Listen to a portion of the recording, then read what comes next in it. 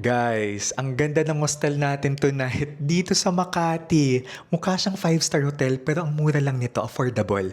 Mamaya i-reveal ko yung price. This is Lovely Makati na very stylish, modern, ang ganda, very cozy. And tingnan nyo naman yung background natin.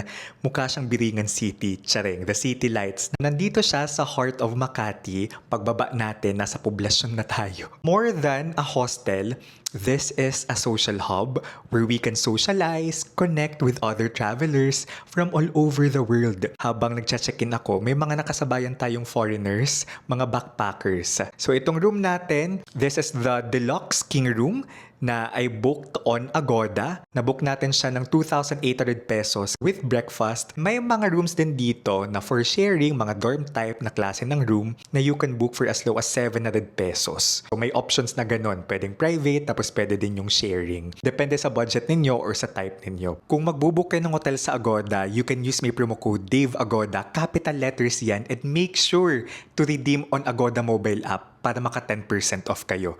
Kung magbubook naman kayo ng inyong activities sa Agoda, you can use my promo code KURIPOTAGODA para maka 5% off kayo.